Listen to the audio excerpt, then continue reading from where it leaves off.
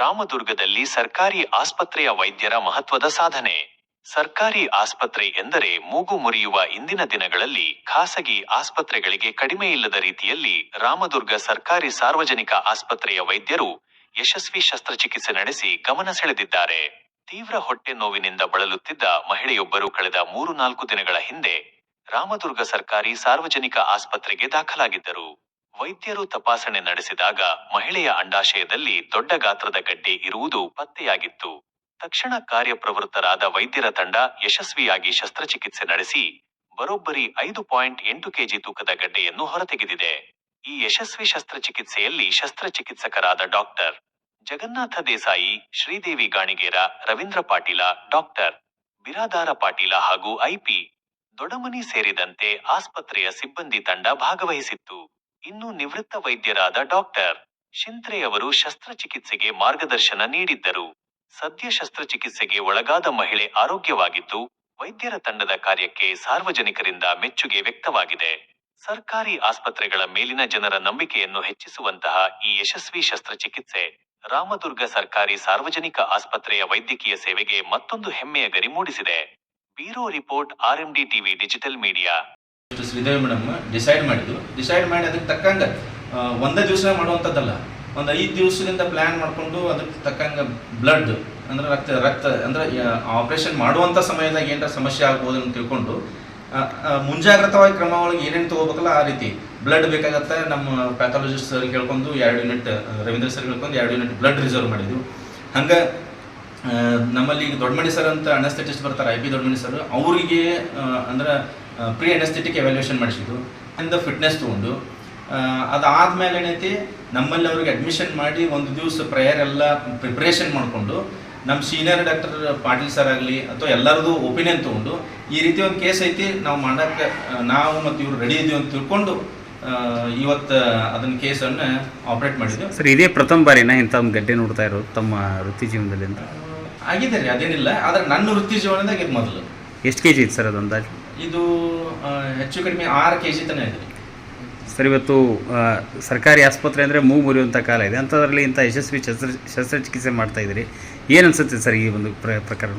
ಅಲ್ಲ, ಹೆಂಗೈತೆ ಅಂತಂದ್ರೆ ನೀವು ಅಂದಂಗೆ ಈಗಿನ ಇತ್ತೀಚಿನ ಕಾಲಮಾನದೊಳಗೆ ಸರ್ಕಾರಿ ದವಾಖಾನೆ ಅಂತಂದ್ರೆ ಐತ್ರಿ, ಇನ್ನೂ ಕೆಲವೊಂದು ಕೀಳರಿಮೆ ಅಂತೀವಿ ನಾವು, ಏನೂ ಆಗಲ್ಲ ಅಥವಾ ಈ ರೀತಿ ಇನ್ನೂ ಏನೈತಿ ಆ ರೀತಿ ನಂಬಿಕೆ ಅಥವಾ ಅವ್ರ ವಿಶ್ವಾಸ ಹಂಗೆ ಮನದೊಳಗೆ ಉಳಿದ್ಬಿಟ್ಟೈತಿ.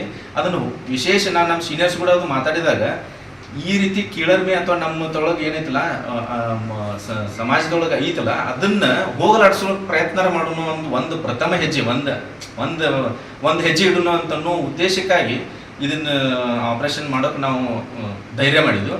ಅದಾದ್ಮೇಲೆ ಏನೈತಿ ಹೆಚ್ಚು ಕಡಿಮೆ ಈ ಇದರಿಂದನೇ ಅಟ್ಲೀಸ್ಟ್ ಕೆಲವೊಂದಿಷ್ಟು ಆಜುಬಾಜು ರಾಮದುರ್ಗದ ಸುತ್ತಮುತ್ತಲಿನ ಮಂದಿಗೆ ಇದು ಗುರುತಾಗಲಿ ಅಥವಾ ಈ ರೀತಿ ಶಸ್ತ್ರಚಿಕಿತ್ಸೆಗಳಲ್ಲಿ ನಡೆಯಕತ್ತಾವ ಅಂತ ಗುರುತಾಗಿ ನಮ್ಮ ಆಸ್ಪತ್ರೆಗೆ ಏಳಿಗೆಯನ್ನು ಸ್ವಲ್ಪ ಗುರುತಾಗಲಿ ಅನ್ನೋ ಒಂದು ಉದ್ದೇಶಕ್ಕೆ ಇದನ್ನು ಆಪರೇಷನ್. ಇದು ಒಂದು 55 ವರ್ಷದ ಮಹಿಳೆ, ಒಂದು 4ರಿಂದ 5 ದಿವಸದ ಹಿಂದೆ ನಮ್ಮ OPD ಬಂದಿದ್ರು.